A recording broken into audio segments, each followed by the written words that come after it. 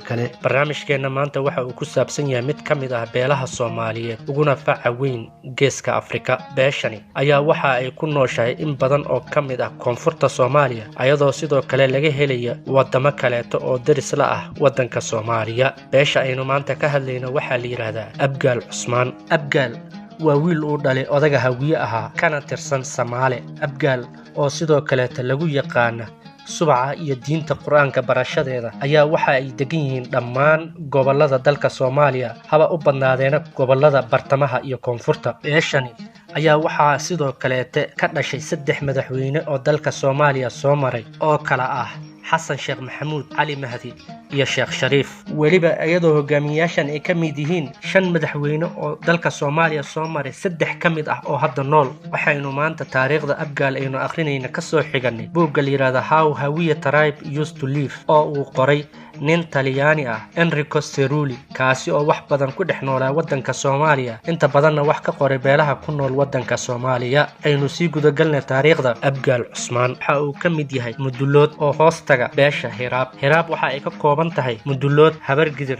Sheeqaal iyo Duduble. marka laga reebo Abgaal, mudulood waxa ku jira Wacdaan, Moobleen, Hibili iyo Ujeedeen. sidoo kale imaamka u taliya beesha mudulood waxa uu inta badan ka yimaadaa qabiilka ama beesha Abgaal, waana mid iyaga lagu sharfo, ayadoo weliba xusid mudan tahay dadkii ka mid ahaa imaamadaasi inuu ahaa Imaam Maxamed Yuusuf oo ka dhashay beesha Abgaal.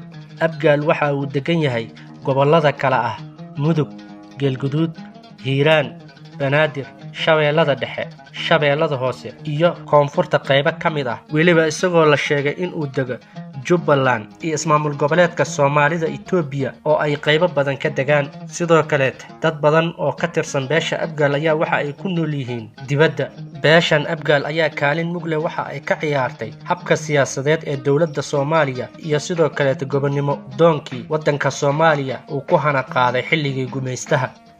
sidoo kale beeshan waxa ka dhashay aabihii militariga dalka Soomaaliya oo ahaa Daawud Cabdulle Xirsi, kaasi oo ka mid ahaa saraakiisha dalka Soomaaliya. beeshan ayaa waxa ay sidoo kale soo saartay dad ganacsato ah, warbaahintana heer sare ka gaaray. waxaa ka mid ah Cabdiraxmaan Yabarow oo ah tafaftiraha VOA-da qaybteeda Soomaaliga, ayadoo kaalintaasi ay ka ciyaareen siyaasadda Soomaaliyeed iyo qaybaha arrimaha bulshada. ayaa haddana waxa ay galaangal culus ku leeyihiin ismaamul goboleedyada kala ah Galmudug, Hirshabeelle, Koonfur Galbeed iyo Banaadir.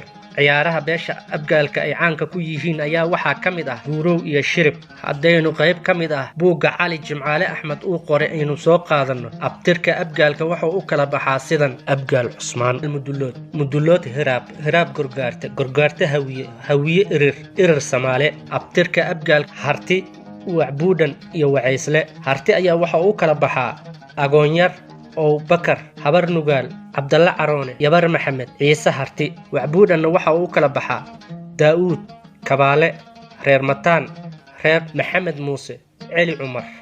halka Wacayslahan ay u kala baxayaan Haaruun, Faqay, Cabdiraxmaan, Absuge, Macallin Dhiblaawe iyo Cali Gaaf.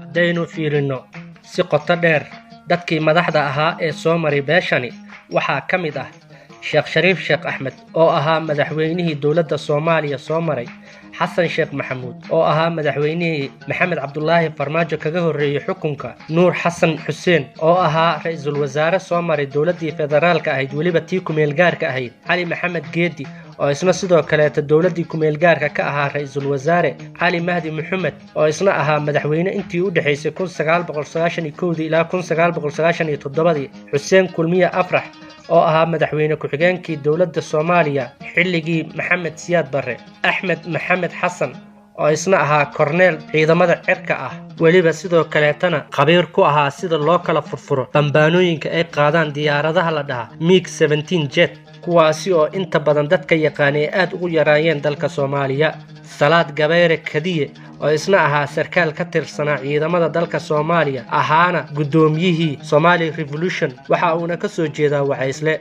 Ismaaciil Jimcaale Cosoble oo isagana sidoo kale ahaa wasiirkii warfaafinta dowladii aadan cabdulle cusmaan, General Daawud Cabdulle Xirsi oo ahaa taliyihii ciidamada militariga dalka Soomaaliya ugu horeeyay, Salaad Cali Jeelle oo soo maray ku-xigeenka wasiirka difaaca ee dalka Soomaaliya, Maxamed Siyaad Toogane oo isna ahaa Soomaali Canadian gabaya ah, sidoo kalena ahaa professor ku takhasusay arrimaha siyaasadda. Cadde Gabow sidoo kalena loo yaqaan Maxamed Cali Xasan waxa uu ahaa mid ka mid ah gudoomiyaashii magaalada Muqdisho soo maray.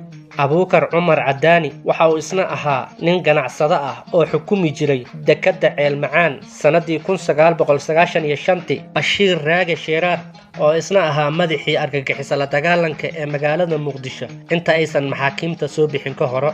Cali Dheere oo isna ahaa mid ka mid ah maxaakiimta kana talin jiray waqooyiga magaalada Muqdisho.